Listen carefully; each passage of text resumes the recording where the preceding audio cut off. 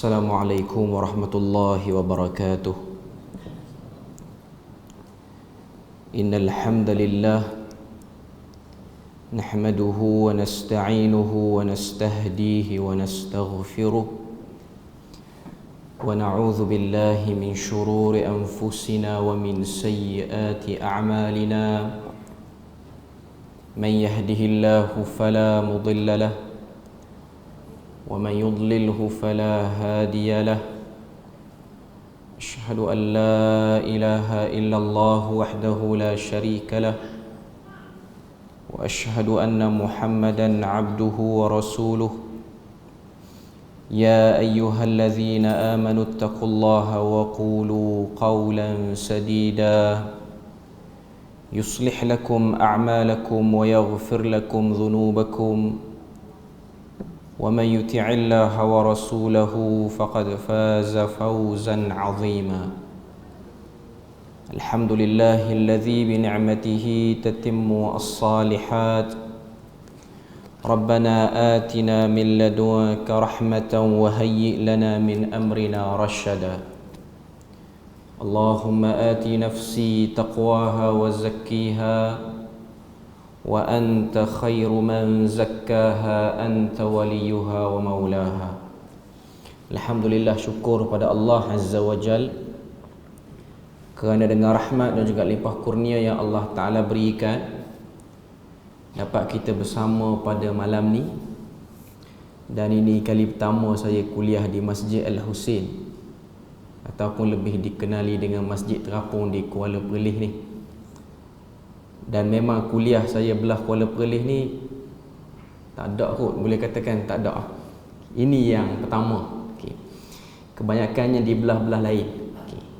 Jadi untuk pengenalan malam ini, sebab Al-Fadhil Ustaz Mazlan beberapa kali dah minta saya kuliah sini. Peringkat awal saya tolak sebab saya rasa saya tak sempat. Dan memang hakikatnya saya tak sempat. Tapi bila mana saya nampak macam ada ruang boleh hejah tu, saya bagilah. Saya bagi sebulan sekali saja di sini. Dan insya-Allah kita tak tetapkan lagi kitab apa, sebab malam ni saya lebih pada nak berkenalan je dulu. Jadi bila mana ada orang tanya tajuk apa malam ni, pihak media pun tanya tajuk apa, saya kata ibrah daripada kalamullah je lah.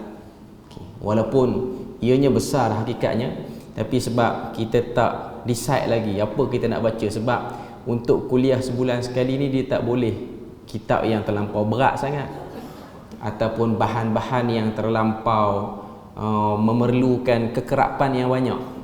Sebab kuliah kalau guna kitab ni dia kena ada banyak kali supaya orang nampak dan dia tak jauh sangat senggang antara ada dengan tak ada kuliah tu.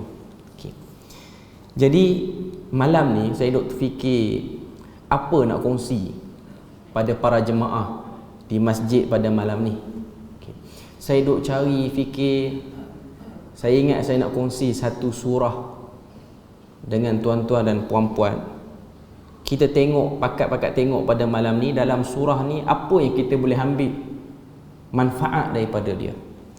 Iaitu surah yang ke-95 daripada Al-Quran, surah At-Tin. Surah ni ialah surah yang saya kira kebanyakan orang tahulah, orang Islam ni dia tahu. Walaupun dia bukan orang yang belajar agama, tapi surah-surah pada juzuk 30 ni bukan surah yang asing sangat. Maknanya kalau baca lebih-lebih kurang nampak surah tu surah mana. Saya duk fikir kalau baca surah-surah lain yang atas-atas, saya seorang je yang tahu dekat mana surah tu, jemaah pula tak tahu dekat mana surah tu. Jadi surah At-Tin, ianya surah yang kita selalu dengar. Mungkin sebahagian besar orang ingat surah At-Tin, orang dah hafal. Sama ada dia memang hafal daripada kecil, ataupun dengan sebab kekerapan selalu dengar, terhafal dengan sendirinya. Sebab surah ni imam-imam pun duk baca selalu, dan ianya menjadi satu silibus pengajian Al-Quran peringkat awal bagi kita orang Melayu ni. Sebab orang Melayu kita ni bila mana nak belajar Quran, dia akan fokus pada juzuk 30 dulu. Sebab tu kita tengok ada orang dia panggil juzuk 30 ni muqaddam. Ada juga orang panggil Quran kecil. Saya ingat belah Pantai Timur semua panggil Quran kecil. Jadi orang pun jadi pening, ada Quran besar ke? Sebab mungkin saiz dia kecil kot. Sebab Quran besar, orang nampak Quran tu lah, Quran Majid tu. Quran yang tulisan rapat-rapat, sekarang orang tak pakai dah Quran tu. Okey. Tapi bila mana sebut Quran kecil ataupun muqaddam ni, ianya ialah juzuk 30. Bermula dengan alif batas, masuklah kepada surah An-Naba dan seterusnya sampailah kepada habis juzuk 30. Okay. Surah At-Tin, surah yang tak panjang. Dia di antara surah-surah yang pendek. Kita boleh ambil kesimpulan manfaat daripada surah At-Tin ni, tak perlu ambil masa lama pun. Dan memang sifat surah-surah dalam juzuk 30 ni, dia tak panjang, dia pendek-pendek. Ada yang panjang tapi kebanyakannya pendek-pendek. Sebab apa? Sebab kebanyakan surah-surah dalam juzuk 30 ni dia turun waktu Nabi belum hijrah ke Madinah. Pada waktu itu tidak ada kerangka Islam yang besar untuk diterangkan melainkan tauhid. Salat, puasa, zakat, haji tak diterangkan lagi pada waktu tu. Walaupun tempohnya agak lama, 13 tahun Nabi berada di Mekah. Tapi tempoh itu ialah tempoh yang daripada fasa yang tak ada tekanan sampailah kepada fasa Nabi itu struggle betul untuk cerita tauhid. Tidak ada ibadat-ibadat yang nampak payah dan rumit pun pada waktu 13 tahun tu. Yang payah dan rumit pada waktu tu ialah untuk membentuk dan menegakkan teras-teras agama. Dan teras agama yang besar ialah tauhid. Teras agama yang besar ialah tauhid. Dalam tauhid tu dia duduk mengesakan Tuhan, dan yang kedua beriman pada hari kebangkitan, iaitu bahagian-bahagian pada hari kiamat. Dan kita tahu masyarakat Arab jahiliah pada waktu itu, khususnya Quraisy dan sekitarnya yang ada di Mekah ni, bukanlah mereka tak percaya Allah Ta'ala itu, bukanlah nama, lafaz Allah Ta'ala dan kalimah Allah Ta'ala itu satu kalimah yang asing. Tak. Sebab tu kita tengok sebahagian mereka dalam sumpah mereka, mereka pun sebut demi Allah. Tapi problem yang dihadapi oleh musyrikin Mekah pada waktu itu, bagi Allah itu ada wakil-wakil yang diberi kuasa menyerupai Allah Ta'ala sendiri. Dan wakil-wakil ni akan menjadi perantara. Wakil-wakil ni akan menjadi orang tengah, istilah kita, untuk menyelesaikan banyak masalah dalam hidup. Ada masalah nak cari jodoh, cari pihak tengah ni. Ada masalah nak meniaga, nak bagi laku meniaga dia tu, cari pihak pertengahan ini. Iaitu berhala-berhala yang disangkakan ada kelebihan-kelebihan tertentu. Jadi itu benda yang merosakkan tiang tauhid, iaitu wujudnya sekutu-sekutu bagi Tuhan. Sedangkan Tuhan tidak memberikan penerangan yang jelas sekutu ni boleh tak boleh, valid ataupun tidak, melainkan daripada nabi-nabi terdahulu. Dan nabi yang paling dekat dengan masyarakat Arab jahiliah ialah Ibrahim dan Ismail, tidak menyebutkan benda yang sama. Sebab apa jadi macam tu? Sebab datangnya idea-idea yang disangka menarik dan betul, lalu idea tu telah dibawa oleh orang-orang yang ada pengaruh, lalu idea tu dimasyarakatkan, iaitu idea nak sembah berhala ni. Mungkin tuan-tuan semua tahu siapa yang mula-mula bawa berhala ke Mekah ni. Namanya Amru bin Luhai. Ni orang pertama bawa. Dia dengan Nabi lebih 200 tahun. Ada riwayat kata 400 tahun antara dia dengan Nabi. Dan dia pada waktu tu ialah pemimpin kepada masyarakat Arab di Mekah. Maknanya dia dengan Nabi Ibrahim pun jauh, dia dengan Nabi Muhammad pun jauh. Menunjukkan pada kita senggang masa waktu yang panjang itu memungkinkan berlaku macam-macam untuk mengganggu gugat ketulinan agama ni. Mudah ceritanya, saya ringkas, Amru bin Luhai pergi ke Syam, tengok orang sembah berhala, tanya duk sembah apa ni? Orang-orang Syam kata, kami kalau nak minta hujan kami sembah yang ni, kami minta dengan yang ni. Kalau sakit pun kami minta dengan yang ni. Tiba-tiba timbul rasa elok juga kalau kita beli satu buat balik ke Mekah. Dia pun beli berhala pertama, nama dia Hubal. bawa balik ke Mekah. Daripada Hubal tu keluar berhala lain, bentuk yang berbagai-bagai, keupayaan yang berbagai-bagai, dan akhirnya berhala dimasyarakatkan. Terganggu satu unsur dalam tauhid, iaitu mengesakan Tuhan. Seterusnya tak percaya pada hari kiamat. Itu isu yang kedua. Isu yang kedua inilah yang disebut dalam surah At-Tin ini. Isu ni. Okay. Jadi saya tak nak panjang-panjang sangat mukadimah ni. Saya nak terus masuk pada surah At-Tin sebab kita punya masa pun tak panjang untuk kita pergi kepada isyak ni. Okay. Kita tengok surah At-Tin, surah yang ke-95 dalam Al-Quran dari segi turutan. Daripada 114 dia 95. Tapi dari segi penurunan dia surah yang ke-28. Awal tu. Antara surah-surah yang awal. Dan ianya berstatus Makkiyah.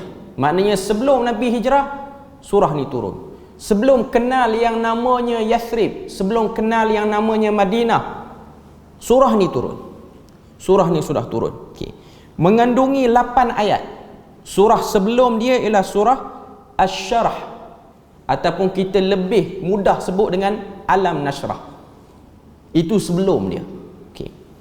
Dan selepas daripada surah At-Tin ni ialah surah Al-Alaq, iaitu wahyu pertama yang turun. Ini benda kita kena tahu. Penurunan dengan penyusunan dua benda beza dalam Quran. Turun lain, susun lain. Sebab tu kita akan tengok wahyu pertama turun pada Nabi, duduk nombor 96 surahnya. Lepas pada tu kita tengok Al-Fatihah duduk depan sekali, sedangkan dia wahyu yang ke-5 ataupun ke-6 turun pada Nabi. Sebab susunan ni dia ada unsur ijtihad, dia ada unsur taufiqi, tauqifi. Orang belajar resam Quran, ilmu-ilmu berkaitan dengan Quran, apa-apa sajalah penurunan Quran apa semua ni dia bincang situ. Okay. Cuma nak kata kita kena beza penyusunan dan penurunan. Okay. Kalau kita perhati pada 3 ayat pertama daripada surah At-Tin, sebab malam ni kita bukan kelas tajwid ke apa, saya just bagi something, tuan-tuan boleh nampak dah dekat mana tu. Okay. Kita tengok ayat pertama. Allah Ta'ala sebut, ba'da a'udzu billahi minasyaitonir rajim, bismillahirrahmanirrahim, wat-tini waz-zaitun wa turi sinin wa hadzal baladil amin. 3 ayat ni menjadi pattern surah-surah Makkiyah ni. Dia ada unsur sumpah. Pattern dia macam tu. Sebab tu kita akan tengok wadduha wal laili iza saja. Ini ialah pattern surah yang start dengan sumpah. Wow di hadapan itu ialah demi, dalam bahasa Melayu kita akan terjemah. Dia daripada adawatul qasam, perkataan huruf-huruf yang digunakan dalam bahasa Arab untuk melakukan sumpah. Allah Ta'ala sebut wattini waz-zaitun, demi buah tin dan juga demi buah zaitun, wa turi sinin, dan juga demi bukit Tursina, wa hadzal baladil amin, dan negeri ini merujuk kepada bumi Mekah pada waktu itu. 3 benda, 3 jenis makhluk, 4 lah lebih kurang dalam ayat ni, sebab tin zaitun tu 2 dah. Okay. 4 makhluk, 2 tempat, 2 lagi jenis buah-buahan. Tuhan guna 4 makhluk ni, Tuhan sumpah demi buah tin, demi buah zaitun, demi bukit Tursina, demi negeri Mekah. 2 tempat, 2 buah. Kita perhati, apa Tuhan nak beritahu? Orang yang baca sampai takat ni, dia still blur lagi. Nak beritahu apa? Sebab setiap sumpah dia perlu ada pada jawab sumpahnya. Kita masuk ayat keempat, Tuhan pun kata, laqad khalaqnal insana fi ahsani taqwim. Sesungguhnya kami telah cipta manusia itu dalam kejadian yang paling terbaik. Taqwim maksud dia ialah boleh berdiri tegak. Sebahagian terjemahan sebut keupayaan manusia ni, dia boleh berdiri tegak, sebab tak banyak makhluk Tuhan yang boleh berdiri tegak. Kita tengok kebanyakan haiwan tak boleh berdiri tegak. Walaupun dia jenis haiwan yang berkaki 2. Walaupun kita nampak ayam, sebenarnya dia tak tegak sangat. Okay. Mungkin ada orang kata ada yang boleh berdiri tegak. Apa dia? Kangaroo. Tak tegak sangat pun. Walaupun dia ada tangan tu kan, dia ada poket lagi, dia tak tegak sangat. Okay. Tapi nak katanya tak banyak makhluk yang boleh berdiri tegak. Ada sebahagian tafsir sebut macam tu. Okay. Itu dia panggil jawab kepada sumpah. Lepas Tuhan sebut 4 komponen dalam sumpah dia, dia pun sebut sesungguhnya kami jadikan manusia ni sebaik-baik kejadian. Dia nak cerita apa? Okay. Walaupun ia ringkas, tapi ia memerlukan elaboration yang panjang untuk orang bukan Arab macam kita. Untuk orang Arab pada zaman tu yang belum tercemar bahasa Arab dia, mungkin okey. Mungkin okey. Tapi tetap ada benda-benda yang dia orang tak faham. Contohnya waturi sinin. Perkataan tur dalam bahasa Arab ialah bukan perkataan asal daripada bahasa Arab. Terutamanya Quraisy. Quraisy bila mana nak sebut bukit, gunung, dia tak akan guna perkataan tur. Ni bahasa orang lain. Ambil letak daripada bahasa orang lain tu, guna situ. Sebab tu kita akan tengok ada beberapa perkataan dalam Al-Quran, para sahabat tanya Nabi, apa maksud dia? Walaupun ia bahasa Arab. Kita baca dalam Quran, Tuhan sebut wal-laili idza as'as. Ada sahabat, ada riwayat sahabat tanya, apa maksud as'as itu? Sebab as'as ni bukan bahasa Arab yang orang guna selalu. Lalu Nabi pun terang, as'as ni ialah malam yang pekat likat, tak ada bulan, tak ada bintang pun. Hitam betul malam tu, gelap betul malam tu. Maknanya ada perkataan-perkataan yang tidak masyhur di kalangan Arab digunakan dalam Al-Quran. Itu poin dia. Okay. Cuma saya nak sebut, bila mana Tuhan dia sumpah dengan sesuatu, dia akan suruh kita tengok benda yang dia sumpah tu. Pertama, demi buah tin, demi buah zaitun. Sebenarnya, untuk pengetahuan tuan-tuan puan-puan, buah tin dengan zaitun ialah 2 jenis buah yang bukan wujud pun di Mekah pada waktu tu. Tak wujud. Bukan kata tak wujud langsung. Kalau ada pun import pada luar, bukan jenis tumbuh situ. Dia datang pada tempat lain. Kalau kita tengok di Malaysia ni, ladang tin terbesar di Malaysia rupa-rupanya di Perlis ada. Tuan-tuan pergi di Padang Besar.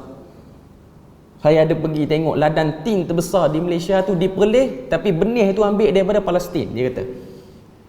Tapi yang usahakan tu non-Muslim lah. Yang usahakan non-Muslim. Tapi dia ada buat teknologi yang agak menarik. Produk daripada buah tin tu dia kompres. Dia campur buat macam yogurt, lepas tu dia kompres, dia buatlah bentuk cube. Kaedah kompres tu ialah kaedah yang digunakan untuk buat makanan kepada angkasawan di NASA Station, di angkasa lepas. Itu yang dia buat di Perlis tu. Dia ada nama, apa nama ni, dia bagi nama produk dia tu Frutara, iaitu fruit from utara. Saya tidak mewakili badan dia orang untuk yang kata apa iklan apa semua, saya tak ada. Okey, tak wakil dia orang pun. Saya cuma sebut je. Okey lah, orang kata satu inovasi yang terbaru lah tu. Okey. Cuma nak katanya demi buah tin. Dulu nak tengok buah tin payahlah. Sekarang ni kita boleh pergi tengok di Perlis. Apa sebenarnya daripada tengok buah tin tu? Adakah semata-mata tengok? Saya pun lama duk cari apa maksud daripada ayat ni.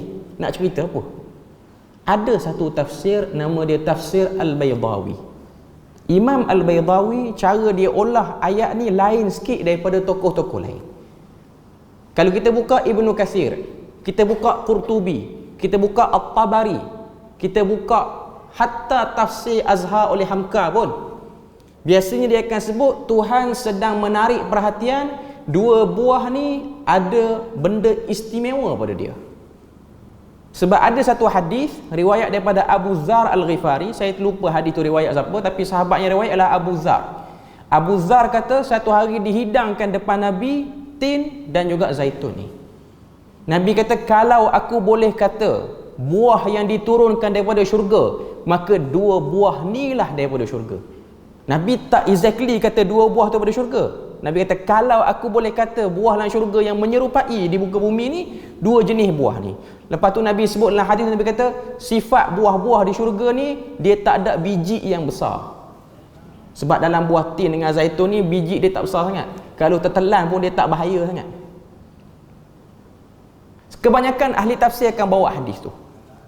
Lepas tu dia akan bawa ayat daripada surah An-Nur, ayat Nurun ala Nur tu yang kita biasa dengar mungkin. Dalam ayat tu Tuhan kata, tentang buah zaitun. Yakadu zaituha yudhi. Tuhan sebut tentang bagaimana minyak zaitun tu yang cerah apa semua tu. Kebanyakan tafsir akan sebut macam tu. Sehinggalah saya tengok cek dalam tafsir Baydawi, dan ada lagi tafsir-tafsir yang lain yang sebut, kata Al-Imam Al-Baydawi, maksud daripada buah tin dan zaitun ini bukanlah tengok buah semata-mata, tengok tempat yang paling banyak produce buah ini, iaitu merujuk kepada bumi Palestin situ. Sebab buah tin dengan zaitun ni dia banyak di wilayah Syam. Waktu ni orang Mekah, Nabi sendiri tidak ada hubungan yang kuat dengan ahli kitab di Madinah. Waktu tu tak nama Madinah lagi. Tak ada lagi maklumat tentang nabi-nabi terdahulu secara tepat. Tak ada. Ayat ni menjadi bukti bahawasanya Nabi Muhammad dapat ilmu pada Tuhan. Sebab tempat tumbuhnya buah tin dengan zaitun ni jauh daripada tanah Arab, sangat jauh. Duduk di Syam. Sebab tu kita tengok antara pengeluar produk zaitun yang terbaik ni daripada Palestin lah, olive oil ni. Daripada Jordan, daripada Syria, wilayah-wilayah Syam dulu. Dan antara Nabi yang duduk berlega-lega di kawasan ni ialah Nabi Musa, Nabi Isa, ni keturunan Bani Israel. Waktu tu Nabi tak buat apa-apa connection dengan ahli kitab lagi. Ada di Mekah tapi dia tak kuat sangat waktu tu. Jadi ayat ni kalau ahli kitab dengar, dia tak boleh argue Muhammad ni bukan Nabi pada Tuhan. Sebab Nabi Muhammad tidak ada satu pun petunjuk waktu dia duduk Mekah, dia pergi duduk tempat lain dalam tempoh yang lama, keluar pada Mekah. Tidak ada petunjuk. Melainkan dia duduk situ 13 tahun. Dan waktu sebelum dia diangkat jadi Rasul pun, dia duduk situ juga. Dia tak keluar mana-mana. Ada riwayat kata Nabi pergi ke Syam dengan pak menakan dia Abu Talib. Tu pun tak sampai di Syam betul. Sampai di Busra patah balik. Sebab ada padri tengok awan menaungi Nabi, suruh dia patah balik. Busra ni border di antara Jordan dan Palestin. Nama dia Busra, bukan Basrah. Basrah tu di Iraq, Busra nama tempat tu. Suruh patah balik. Cuma di Jordan ni, bila mana ada riwayat Nabi pernah pergi ke Syam, jadi orang pun pakat cari mana tempat-tempat Nabi pernah singgah waktu pergi Syam, waktu kecil dulu. Tiba-tiba terkenal satu riwayat. Riwayat ni baru 5-6 tahun duk buat riwayat ni. Muda lagi riwayat ni. Okay. Riwayat ni kata Nabi pernah bersandar di satu pokok nama dia Buq'awiyah. Buq'awiyah ni border di antara Jordan dengan Iraq. Universiti tempat saya belajar dengan tempat tu lebih kurang 90 km nak pergi situ. Dan antara populasi orang Melayu yang paling dekat ialah universiti saya tu lah, Mafraq, Bandar Mafraq tu, pergi ke Buq'awiyah tu. Pergi padang pasir luas terbentang, ada satu pokok. Pokok yang rendang elok. Pokok yang waktu musim panas dia akan keluarkan daun, teduh kita duduk bawah tu. Teduh betul kita duduk bawah tu. Lepas tu ada dakwaan kata Nabi pernah bersandar di pokok itu. Itu yang jadi sedap cerita tu. Bila mana benda tu jadi panas, cuma yang menariknya, macam mana orang tahu, orang Jordan tahu pokok tu Nabi pernah bersandar. Orang Jordan tahu daripada jejak Rasul di Malaysia. Tu menarik dia. Orang Jordan tak tahu melalui orang Jordan sendiri, dia tahu daripada jejak Rasul di Malaysia. Ada rakaman jejak Rasul pergi buat situ. Jejak Rasul ni tak tahu tanya siapa, tanya pak cik yang jaga tu. Pak cik yang jaga tu orang biasa je. Dia kata Nabi pernah bersandar sini. Waktu tu benda tu makin panas dan akhirnya apa jadi pada pokok tu? Ada sebahagian tokoh-tokoh agama yang pergi ziarah. Saya tak nak sebut nama lah. Sebab kita hormat, kita ada rasa hormat pada ilmu dia. Dan tokoh tu pun dah meninggal dah. Okay. Cuma nak katanya, pokok tu menjadi tarikan orang dan akhirnya pokok tu berubah namanya, dipanggil dengan nama The Living Sahabi. Bahasa Inggeris dia. Sahabat yang masih hidup. Hancur takrif sahabat kerana pokok tu. Sebab sahabat ni orang, bukan pokok. Baru ni orang duk promote suruh pergi minta dengan pokok kan. Pokok ni antara yang ada nilai lah kalau nak suruh pergi minta apa. Okay. Akhirnya kerajaan Jordan telah keluarkan grant. Universiti-universiti keluarkan grant. Termasuk seorang pensyarah saya. Dia terlibat dalam kajian untuk mengkaji usia pokok tu. buat kajian, panggil kepakaran, ukur lilik pokok tu, dan dikatakan kepakaran tu pun ambil daripada Malaysia seorang dia, daripada Jabatan Perhutanan Malaysia ni, sebab di Malaysia dia banyak pokok-pokok nak trace balak ni umur berapa. Okey, ambil kepakaran, trace berdasarkan teras pokok tu dengan dia punya lebar dia, pokok ni mengikut kajian tuntas tak lebih daripada 600 tahun usia dia. Nak banding dengan Nabi 1000 tahun lebih, dia bertembung dua pandangan tu. Tapi sudah pastilah bila mana datang dakwaan macam ni, orang akan pertahan yang kata Nabi bersandar tu. Orang tak akan pegang yang kata kajian ni yang baru ni. Orang akan pegang kajian Nabi bersandar.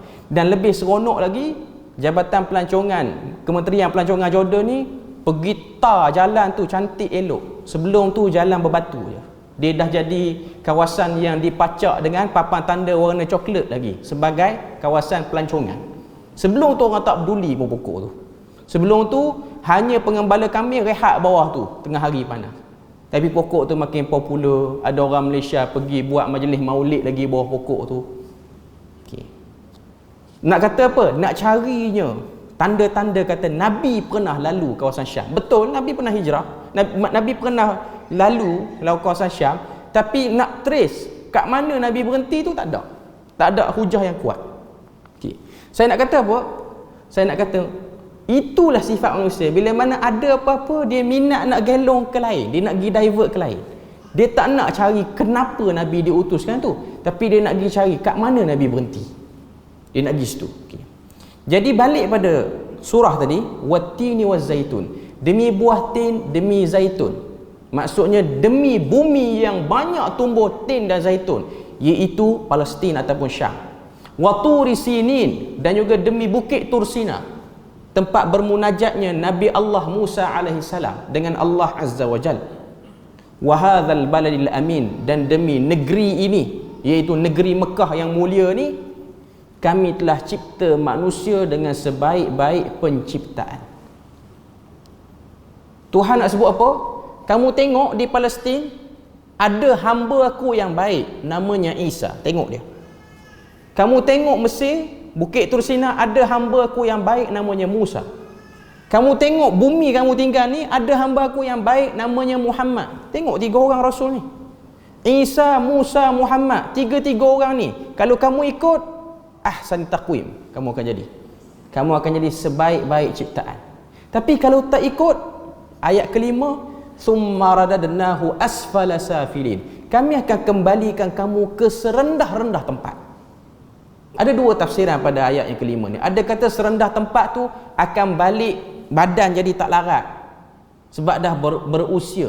Ada sebahagian riwayat itu ke sehina-hina tempat sebab tidak meraihkan kedatangan Rasul daripada 3 wilayah ini, iaitu Mekah, Hijaz, Mesir dan juga Palestin. Nak sebut apa sini? Nak sebut Tuhan suruh tengok, belajar daripada sejarah Nabi Isa alaihissalam dan perjuangannya, dan nabi-nabi lain yang duduk di wilayah Syam. Banyaklah nabi lain. Nabi Ibrahim pun pernah lalu ke Syam ni. Nak sebut pada kita apa dia? Ini ialah satu bab sejarah yang kita tak nak tengok pun, kita dipaksa oleh Quran untuk tengok. Kita dipaksa oleh Quran untuk melihatnya. Ayat ni ataupun surah ni, ayat-ayat dalam surah ni, Tuhan nak beritahu potensi diri seorang manusia, dia boleh jadi ahli syurga. Itu poin dia. Dia boleh jadi, tapi dia tak nak jadi. Bukanlah kerana silap Tuhan ataupun ciptaan yang tak kena menyebabkan dia orang jadi kabur. Tak boleh nak cek dekat mana kebenaran. Tak boleh. Sebab tu kalau kita baca pada surah sebelum ni, antara ayat yang menarik pada surah Asy-Syarah ataupun Alam Nashrah tu ialah ayat fa inna ma'al usri yusra, inna ma'al usri yusra. Ayat tu dia nak bagi clear datang surah At-Tin, penerangan dia. Tuhan nak beritahu sesungguhnya pada sebarang kesulitan ada kemudahan, dan pada setiap kesulitan itu pasti ada kemudahan. Kemudahan apa ni? Kemudahan untuk mengenal Tuhan, untuk bersama dengan wahyu, untuk tak gelong daripada wahyu. Itu kemudahan. Peringkat awal susah. Sebab tu kau tengok para sahabat, mereka suka tanya sahabat-sahabat yang bukan Arab, macam mana dia orang boleh masuk Islam. Kita baca riwayat daripada Imam Ahmad. Kita tengok bagaimana Imam Ahmad datangkan satu riwayat daripada Abu Hurairah, daripada Abdullah bin Abbas, Abdullah bin Abbas ni pernah tanya seorang sahabat non-Arab, bukan Arab, Salman Al-Farisi, macam mana boleh masuk Islam? Panjang. Daripada Parsi nak sampai ke Madinah, daripada anak orang kaya nak jadi sahabat Nabi, bukan perjalanan yang mudah. Hadis tu panjang, saya cerita ringkas. Saya nak katanya, manusia dia ada potensi, tapi dia kena keluarkan potensi diri. Macam mana nak keluar potensi diri? Dia kena buat satu kerja ni, iaitu kerja kempen tauhid. Satu orang tu tak akan boleh kata dia tu bertauhid sehingga dia ditekan pada tauhid dia. Tak boleh kata ni. Macam kita zaman sekarang ni mudah banyak. Nak cerita benda betul ke orang, memang akan kena kecam. Tapi kecaman yang kita kena sedikit berbanding orang dulu kena. Kalau kita kena kecam sekarang, kita rasa penat. Orang dulu kena kecam, lagi penat, lagi susah, lagi orang kata apa, tak boleh menyebabkan nyenyak tidur. Tak boleh. Nak kata banyaknya benda kena fikir. Sebab tu surah At-Tin ni juga menjadi tasliyah kepada Nabi dan juga para sahabat. Buatlah kerja dakwah tu, jangan risau. Jangan risau. Kalau kamu rasa orang akan blok kamu, orang akan cantas kamu, jangan risau. Sebab ada orang-orang dalam Al-Quran, waktu dia berjuang, dia orang tak sangka pun nama dia orang masyhur. Sebab tu saya suka sebut benda ni. Antara benda yang kita boleh tengok, kita duk baca surah Kahfi hari Jumaat, kita akan tengok dalam surah Kahfi ni ialah cerita pemuda Ashabul Kahfi. Pemuda Ashabul Kahfi ni lawan raja yang mengaku dia Tuhan, iaitu Daqyanus. Riwayat Israiliyat sebut nama dia Daqyanus. Dr. Yusuf Al-Qaradawi, dia ada tulis satu buku Thaqafah Da'iyah. Buku ni menarik, iaitu ilmu-ilmu yang perlu ada pada seorang pendakwah. Antara benda yang dia tekankan dalam buku tu ialah al-futuwah, sifat keremajaan dalam hidup. Badan dah tak remaja dah tua dah, tapi semangat tu keremajaan dia panggil, semangat remaja. Contohi pemuda Ashabul Kahfi itu, sebab mereka ialah orang yang telah kami ikat hati dia. Orang yang telah Nabi, yang telah Allah Ta'ala kata innahum fityatun amanu bi rabbihim wa zidnahum huda. Mereka pemuda-pemuda yang kami ikat hati dia, kami tambah hidayah, makin kuat, makin berani, makin kena kecam, makin berani. Sebab tu tuan-tuan tengok, sifat manusia ni makin dilarang, makin berani. Tuan-tuan tengok, Salman Al-Farisi, dia dengar tentang Islam. Mula-mula dia dengar keburukan. Daripada dengar benda buruk, dia berani nak pergi tengok kat mana buruk benda tu. Kita tengok contoh lain. Abu Umamah Al-Bahili. Ni sahabat-sahabat yang daripada kawasan-kawasan yang agak terpinggir. Abu Umamah Al-Bahili ataupun nama jahiliah dia ialah Suda bin Ajlan, nama jahiliah dia. Lepas pada dia masuk Islam, Nabi tukar nama dia. Dia ni daripada kalangan kabilah Al-Bahilah yang menyembah matahari. Bukan setakat sembah matahari, melakukan ritual-ritual yang semi-cannibal. Dia tak cannibal lagi, dia semi-cannibal. Apa dia maksud dia? Sembelih binatang, makan daging binatang mentah-mentah. Cannibal ni makan daging orang terus. Dia semi-cannibal. Dia tak masak, tak apa, minum darah, buat upacara sembah matahari. Itu Abu Umamah Al-Bahili. Macam mana boleh kenal Nabi Muhammad sehingga ketua kabilah dia hari lain tak pernah kutuk Nabi, tiba-tiba hari tu kutuk Nabi lepas pada sembah matahari tu. Minta pada matahari, wahai matahari, hancurkanlah seorang lelaki di Hijaz, nama dia Muhammad. Dia yang muda tu terkejut. Siapa Muhammad ni? Sebelum ni tak ada dalam doa kita macam ni. Dia pun buat keputusan pergi ke Mekah jumpa Nabi. Dan akhirnya dia masuk Islam. Saya cerita ringkas lah. Saya nak sebutnya, manusia kalau dilarang, biasanya dia akan rasa nak. Sebab tu tuan-tuan tengok, saya sebut benda ni sensitif tapi saya nak sebut. Orang kata Wahabi tak betul, tapi ramai orang nak cari kat mana tak betul. Sifat manusia memang macam tu. Orang kata rokok membahayakan kesihatan, try dulu. Orang kata dadah membahaya kesihatan, try. Sebab tu kita tengok orang Melayu kita kan, kalau dia nak marah anak tak nak berhenti bebai dia tu, kita akan suruh apa? Buat lah. Tengok anak naik pokok, panjat pokok, naik tinggi lagi, jatuh mati terus. Suruh baru turun, larang naik lagi. Sebab manusia dia larang, dia akan rasa nak tahu apa sebenarnya dilarang tu. Itu memang tabiat manusia. Okay. Jadi nak sebutnya, sahabat-sahabat ni dia tanya, dia tengok satu-satu. Sebab tu perjalanan dia penting dalam hidup ni, untuk tengok perubahan. Satu orang yang melakukan perjalanan, sama ada perjalanan tubuh badan dia ataupun perjalanan ideologi dia, dia akan nampak perubahan demi perubahan. Sebab tu pada 3 ayat ni Tuhan suruh kita tengok 3 tempat. Bukan tengok saja-saja, tengok dan cuba fahami di sekeliling. Sebab tu ada hadis riwayat daripada Abu Daud, Nabi tengah-tengah tu sembang dengan sahabat pada isu apa saya tak ingat hadis tu lebih kurang. Cuma ada seorang sahabat ni dia baru balik daripada Habsyah, yang hijrah ke Habsyah tu. Beberapa orang duduk di Habsyah dalam tempoh yang lama. Benda pertama Nabi tanya, kamu pergi ke Habsyah, kamu tengok apa? Apa kamu nampak di Habsyah? Sehingga sahabat tu cerita, dia kata kami telah tengok satu orang perempuan tua telah ditolak oleh beberapa orang pemuda. Waktu tu dia tengah tanggung air dalam tempayan ni, junjung air dalam tempayan, style orang dulu-dulu. Dia ditolak oleh pemuda tu dan akhirnya dia jatuh, air tu tumpah, bekas tempayan tu pun pecah. Orang tua tu kata, aku akan adukan pada pemerintah apa yang kamu orang muda duk buat. Tak lama lepas pada tu kami tengok pemuda-pemuda tu ditangkap. Nak kata apa? Pemerintah ambil peduli, ambil pusing. Satu orang jatuh kena kacau. Nabi nak suruh tengok pengurusan negara tu macam mana. Walaupun bukan Islam. Hari ni tuan-tuan pergi buat report polis, kata tongkat motor saya kena curi. Polis kata apa? Beli baru lah. Duli apa tongkat motor tu? Tak ada orang nak pergi tangkap lah siapa curi tu. Okay. Cuma nak kata di Habsyah Nabi suruh, dalam banyak benda yang dia tengok di Habsyah, dia tengok yang tu. Peradaban, ketamadunan. Sebab tu orang Islam yang hijrah, dia akan nampak sesuatu. Orang yang ada melakukan pergerakan dalam hidup dia, dia akan mula mengeluarkan potensi diri.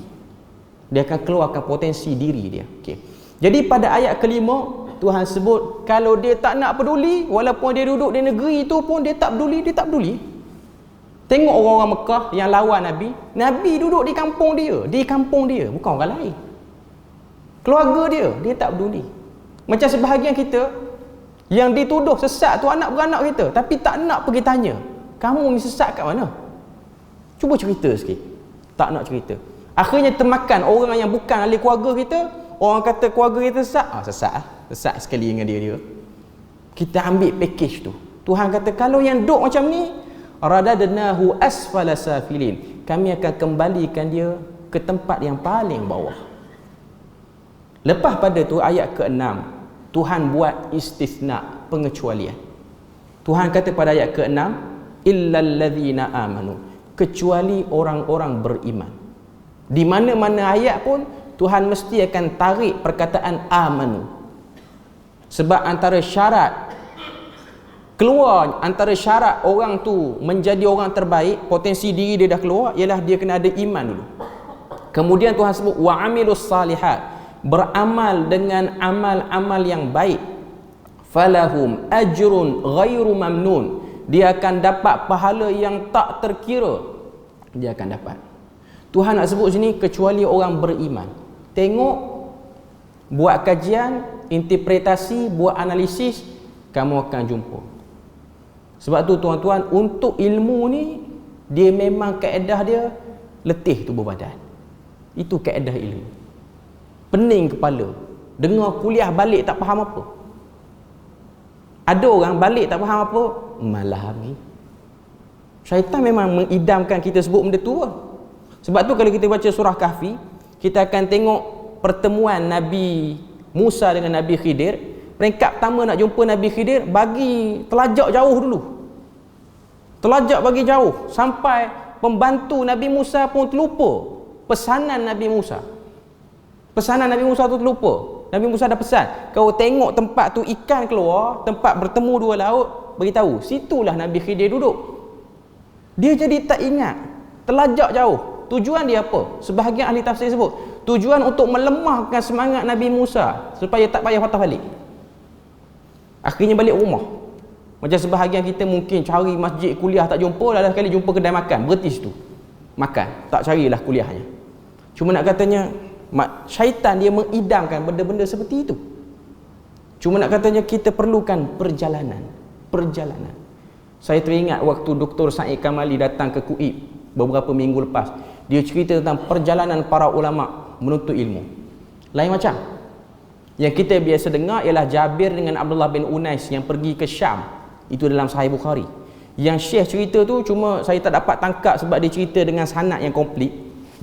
Dia kata ada satu orang tokoh hadis buat perjalanan turun naik Syam, Kufah, Basrah 4,000 km dan lebih mungkin, hanya untuk mengetahui dekat mana daifnya hadis tu. Satu hadis daif dekat mana, kejuhudan satu hadisnya, bukan hadis tu sahih pun, hadis tu daif. Nak tahu dekat mana daif dia, 4,000 km dan lebih. Lepas tu Syekh datangkan contoh satu lagi, ada sebahagian pengkaji ahli akademik di barat nak cari siapa yang bunuh Rasputin. Tuan-tuan tahu Rasputin? Rasputin ni ialah ahli agama scammer top dalam Kristian. Teruk dia scammer orang. Dia adalah penasihat agama bagi Kaisar Rusia terakhir. Raja Rusia yang sebelum jatuh Raja Rusia tu, Tsar nama dia, ataupun Sir Nicholas tu, dia ialah penasihat agama. Sebab apa dia disayangi oleh istana? Sebab bini pada Sir Nicholas ataupun Tsar ni dah angkat dia macam malaikat terus. Sedangkan dia bisexual pun jalan, LGBT pun jalan. Tu ahli agama tu. Tuan-tuan tengok muka dia macam ahli sihir pun. Tapi dia ialah tokoh besar dalam Kristian waktu tu. Akhirnya dia dibunuh oleh anak saudara pada raja, yang mana anak saudara ni telah diliwat oleh kawan tu. Saya semangat sikit bab ni sebab saya tahu penyakit skema agama ni banyak. Saya nak katanya, tuan-tuan tengok muka, tuan-tuan balik Google tengok muka Rasputin. Bukan handsome pun Rasputin. Dengan janggut panjang, mukanya gelap semacam. Dan antara hukuman yang dia kena, saya sebut sensitif sikit, kemaluan dia dipotong, disimpan dalam muzium di Rusia hari ni. Tak payah tengok kot, tak ada kerja tengok kemaluan orang. Okey. Bagi laluan azan dulu. Nanti kita habiskan sikit lagi. Okay. Balik tadi cerita. Apa yang disebut oleh Dr. Said Kamali dalam kuliah dia. Dia kata ada satu orang ahli akademik ni sanggup musafir pergi Scotland, turun Rusia, hanya untuk mentahqiq, membenarkan siapa yang bunuh Rasputin tu. Tak ada pahala pun kerja tu. Tapi nak kata bersungguh, kesungguhan. Tapi kerana kerja dia, kita boleh tahulah siapa yang bunuh Rasputin tu. Rasputin ni, tuan-tuan tengok orang menipu dalam agama macam-macam. Dia ahli agama. Rasputin ni, dia kata dia mengaku dia keturunan Jesus. Sebab tu tak pelik kalau tuan-tuan tengok ada orang mengaku dia keturunan Nabi semua. Dia mengaku dia keturunan Jesus. Dalam masa yang sama, dia pun ahli sihir. Dalam masa yang sama, segala jenis sihir dia duk buat kepada keturunan raja, dan akhirnya dia antara penyebab jatuhnya raja tu. Kita tengok kan kemuncak Tsar ataupun Sir Nicholas ni dimasuk dalam satu tempat, orang tembak dia dengan family dia sekaligus, habis semua keluarga Rusia, tak ada raja Rusia. Siapa yang jadi tulang belakang kepada benda tu berjaya? Rasputin tu. Nama macam sedap kan Rasputin, tapi jahat, orang yang sangat jahat. Tapi dia ialah satu orang ahli agama dan dia pandai berubat orang. The holy man istilah dia. Lelaki yang ada kemuliaan. Okay. Cuma saya nak sebutnya ialah bila mana kita buat perjalanan, kita akan kenal yang mana tak betul, mana yang betul. Maknanya dalam ayat ni Tuhan beritahu orang Mekah, kamu dah pergi dah berniaga sampai ke Syam. Dah pergi dah pun. Kamu dah pergi sampai ke Yaman, dah tengok negeri orang. Tapi dia ada satu sikap, dia pergi, dia tak tengok benda lain, dia tengok benda yang dia berniaga lah. Sebab dia tak ada rasa minat pun. Tengok tuan-tuan, sebahagian orang pergi umrah, dia nampak jubah juga macam mana pun. Dia tak nampak yang kebesaran tu semua. Sebab tu tengok sebahagian orang kita pergi buat umrah, dia pergi duduk 2 hari boleh makan makanan Arab, masuk hari ketiga dia gelisah, dia tak kena tertarik dengan roti canai kat Mekah. Lepas tu tanya orang, dekat mana tertarik roti canai dekat Mekah ni? Orang kata Felda disaji, saya tak tahu ada tak lagi sekarang. Naik beli 1 gelas tertarik sana 4 rial 8 rial, tak lebih tak kurang lah tu harga dia tu.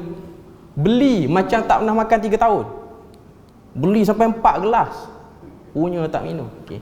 Cuma nak kata dengan Kaabah yang duduk dekat, dengan kuliah-kuliah yang merata dalam masjid Nabi, kau tak ada kuliah, tak reti bahasa Arab, bahasa Melayu pun dah ada sekarang, tak minat, orang kata apa, tak terliur pun nak pergi situ, sampai dah pun di negeri tu. Lepas tu tanya, boleh tak ambil pasir dekat makam syuhada Uhud, nak buat balik, buat ubat dekat cucu. Itu yang dia nak. Dia pergi situ. Ustaz Mazlan dia tahu penyakit-penyakit ni. Oh, sebahagian orang kita ni. Okay. Dia tak nampak yang perjuangan sahabat apa semua tak. Pergi cari Jabal Rumah, mana Jabal Rumah, nak cari sikit segenggam tanah dia nak buat balik. Dia nak tanah-tanah berkat ni. Okay. Dia pergi. Walaupun dah sampai di bumi yang Tuhan hantar satu orang untuk clearkan tauhid, tapi tak, dia tak jalan juga. Okay. Kemudian Tuhan sebut pada ayat yang ke-7, saya nak habiskan juga 8 ayat ni. Fama yukadzibu ba'du biddin, fama yukadzibuka ba'du biddin. Apa yang menyebabkan kamu mendustakan adanya hari kiamat selepas datangnya agama pada kamu? Tuhan kata, apa yang menyebabkan? Kamu tengok di Syam ada Nabi, di Mesir ada Nabi, di negeri kamu pun dah ada Nabi, tapi kenapa nak lawan juga? Kenapa masih lagi degil? Tidak ada apa yang menghalang manusia untuk degil melainkan nafsu dia dan sifat dia. Sebab tu Tuhan tutup last kali ayat yang ke-8 penegasan alaisallahu biahkamil hakimin. Okay, tengok dalam terjemahan apa maksud dia. Bukankah Allah yang demikian itu dengan kuasanya seadil-adil hakim untuk urusan ini? Maknanya kamu tak boleh salahkan Tuhan. Kami sesat sebab tak ada Rasul beritahu. Tak boleh. Kami sesat sebab kami ni sibuk berniaga. Tempat kamu berniaga pun ada Nabi. Tempat kamu pergi tu Syam semua tu, Mesir semua tu, itu pun ada Nabi tu. Kamu jangan ingat tak ada. Kamu jangan ingat Nabi tu kampung kamu ya. Tapi tak boleh. Alasan itulah yang orang nak guna zaman sekarang. Sebab apa? Tak faham lagi agama, tak sempat. Tak perlu datang masjid kalau kata tak sempat. Boleh tengok lah kuliah apa semua pun, boleh tengok live apa semua, tapi tak rasa nak. Cuma mulut ni berfikir, otak fikir, mulut pun keluarkan alasan-alasan yang tak konkret untuk membenarkan rasa tak nak itu. Sebab tu dalam sebahagian riwayat, bila mana habis baca surah At-Tin ni, alaisallahu biahkamil hakimin, kita buka dalam tafsir Ibnu Katsir datangkan satu riwayat, ada jawapan lepas pada dengar ayat ni. Alaisallahu biahkamil hakimin bala wa ana ala dzalika minasyahidin. Sebahagian riwayat sebut, kita sebut macam itulah. Bahkan dan kami menyaksikan apa yang telah disebutkan dalam ayat tu. Sunat untuk kita sebut, sebahagian para ulama menyebutkan ia sunat. Hatta kalau imam baca dalam salat pun kita sebut, tapi tak sebut kuat lah, sebut untuk kita seorang. Okay. Cuma nak katanya surah At-Tin ni tak banyak, tak panjang, tapi dia membawa main point kedatangan Nabi dan Rasul. Pergilah negeri mana, kamu tak boleh bagi alasan hidayah tak sampai situ. Negeri yang kamu berurus niaga, beli zaitun, beli tin, negeri tu ada Rasul. Seruan dia sama macam Muhammad, tapi kenapa tak nak ikut? Itu pertanyaan pada orang Mekah pada waktu itu, yang duk pergi berniaga. Time Soifi pun pergi, time musim panas pergi, time musim sejuk pergi. Untuk kita di Malaysia ni, penerangan dah ada dah banyak. Tinggal kita nak dengar ataupun tidak.